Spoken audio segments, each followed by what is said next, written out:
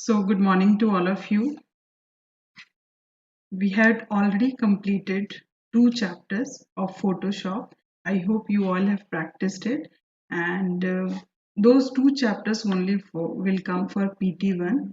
Very soon, you will get the syllabus for this, and your PT1 is going to start from 13th of July. So, keep on preparing objective type questions from those two chapters. Today I'm going to start with the third chapter, which is Introduction to GIMP. Here in this chapter is the free version, or you can say a substitute of Photoshop, which is freely available. See, for every software, two types are available in market. One is the commercial one, and another one which is available free online, for which you don't have to acquire a license, you don't have to pay for it, and you can use it freely, and it won't be told that you are using a pirated version. Those softwares are freely available and it can be used. Okay, so GIMP is a substitute of Photoshop. We all know that Photoshop is basically used for editing your images, for making some changes to images, saving your image to some other extension. Many options were there in Photoshop. Similar to that software, we have another one which is known as GIMP, which stands for it is a software which is created under the license of GNU, and its full form is graphic image manipulation. Okay, manipulation program. GNU's image manipulation program. So GIMP stands for that. GNU is basically the license under which it is developed. Okay, so here we can also retouch the images, resize the images. We can provide special effects to them. Different types of filtration can be provided to the already existing images. You can make selections on them, whether you want the full selection to be made or part of the image to be selected. So all those features which were there in Photoshop, which is a commercial image editing software, all are available in this free version also. Okay, so for Photoshop, I had provided a link, and you all had got 1 month free trial version for that. Here, this software can be downloaded from the link given in your book. You can see the link given on page number 22. From there it can be downloaded. Two options will be shown. One is via another software, and one is download GIMP directly. So you will be using the second one, download directly. Once it is downloaded, you will run the setup and it will get installed automatically, and this type of screen will appear on your computer. Yeah, for mobile also GIMP's versions are available. I'll find out the Android version for GIMP, and I will give it through the videos, in the videos itself, or through Campus Care it will be forwarded. Okay, so let's start with this interface. This is the GIMP interface. Basically, it is divided into three parts. Okay, three parts. These top two are similar. This one is the title bar, which is available on any window, and this one is the menu bar, where like file, edit, select, view, image layer, all these options are available. The three parts which I am talking about is, this one is the toolbox. This one is the toolbox. Similar type of toolbox was there in Photoshop also. Just under that you will get the tool option. In Photoshop, when you were clicking the tools, the options were getting displayed on the option bar, which was available just under the menu bar. But here, when you will make the selection for any of the tool, the options will appear in this uh, tool options area. Clear? And here different panels will be there. Sub selection panels will be there. Okay, so let's start. For creating a new image, two ways are there. First is click on file and click on new. A new dialog box, create a new image dialog box will appear, or you can use the shortcut key Control plus N. Suppose you're clicking here, it will give you an option of template. Template means which type of page you want. So many options are there, which type of paper you are going to use for making the changes in the image. You can use out of these given options. Then what will be the image size? Their width and height, and pixels, image pixels will be, you can change it also, pixels, inches, millimeters, whatever you want according to your requirement you can choose, and then you will click on OK. A new image will be created. I hope you all have understood up to this. See, those who are beginners, they use it like paintbrush also. This file has opened. Now they can draw anything here. They can fill it with color. But those who are like you people have already done Photoshop, you can use it for retouching the images. So I'm not going to draw anything on it. Simply I'm going to close it. Done.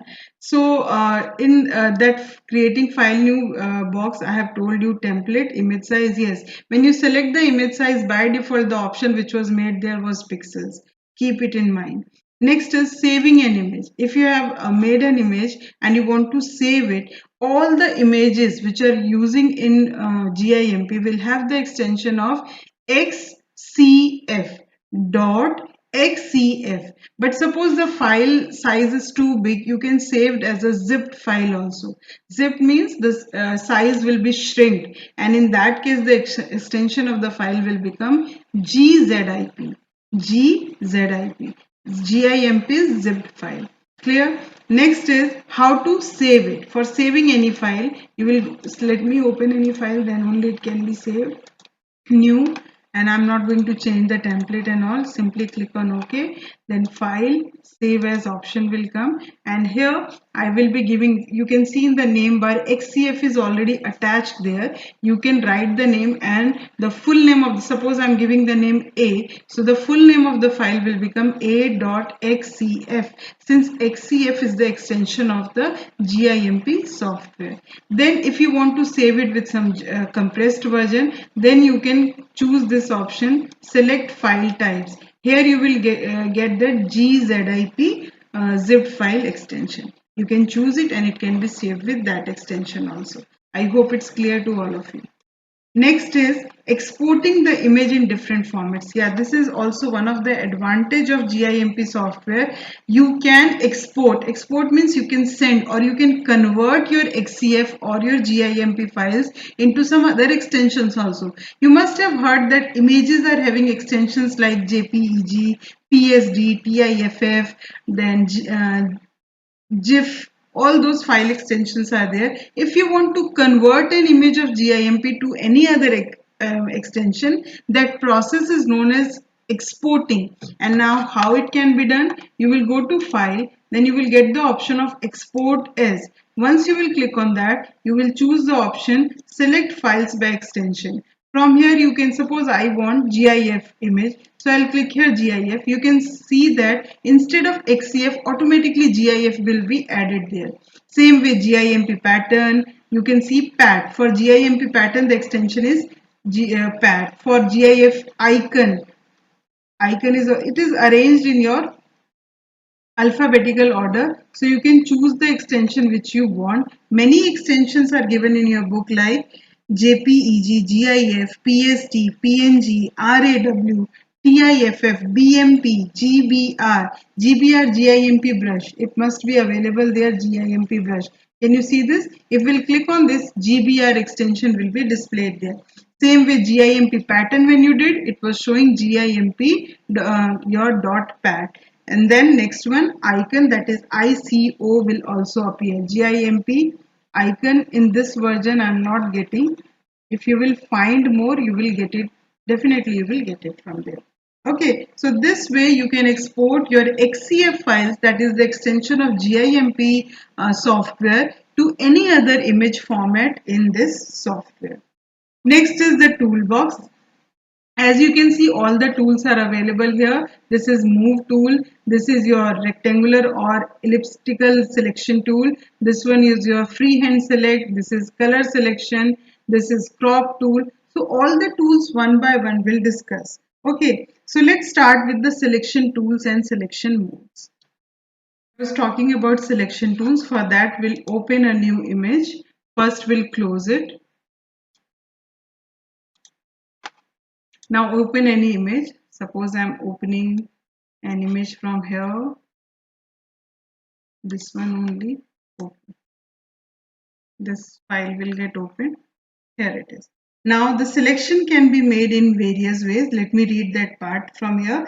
Selection tools allow selecting a part or the whole image. Like we can select this part also, or the whole image can also be selected in various ways, like a particular shape. Like shape I was talking about, from here you can select in a rectangle select or ellipse select. Then on the basis of color regions, like similar colors can be selected just by clicking once there, so that is another way of selection. Or freehand shape, I want this petal, this leaf to be selected in this particular area, so that freehand selection tool will be used. So let's learn about the basic selection tools. First one is the rectangle and ellipse tool.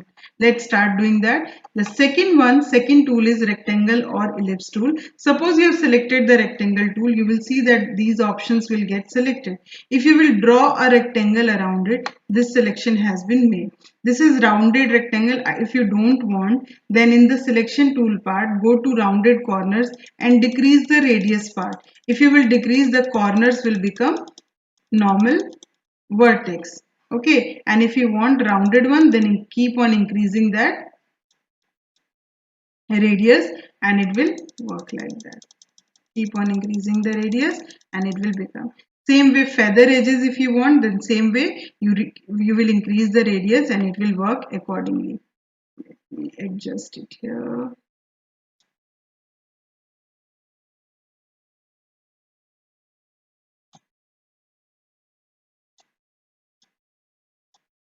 Okay, so this was about rectangle and ellipse tool. Next is, if you want in elliptical shape, then click on that and choose the elliptical format. So you can see that ellipse has been selected. So there also feather edges. If you will select it and then set the radius accordingly, the edges will be shown in the form of feathers. Some effect will be there while making the selection. Next is your free select tool. Free select tool, as I told, in any shape it can be done. So just go to the third one and here choose free select and click on the area where you want to make the selection. You can see this shape I have selected. Same way, wherever you want, you can make the selection. Next is fuzzy select tool. This is used in, like, it will sense the same color and accordingly the selection will be made. How? The fourth option, right click and you can choose the option fuzzy select. Click on that and click in the area. Suppose this texture of red color I want to select. Click on that. This particular area is having the same selection or same color. Anywhere you click, the similar means here you will have to set the threshold. How much similarity in the color you want. If you will increase, more area will get selected, and if you will decrease, less area will get selected. Next is select by color tool. For that, in the same tool you can choose select by color. So same way as your free select by color tool, this will also work. Scissor select, you can use this by drawing any shape around it. Let's use it. Scissor select.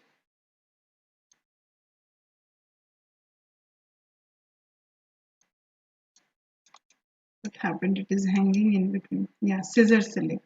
Here it is. So keep on doing like this. Double click in the area and it has been selected. The selection has been made. I hope you people have understood all the selection tools. Next class we'll discuss about the selection modes. For today, I'll suggest you to read up to page number 24 up to the topic Caesar select tool. Okay, thank you and have a nice day.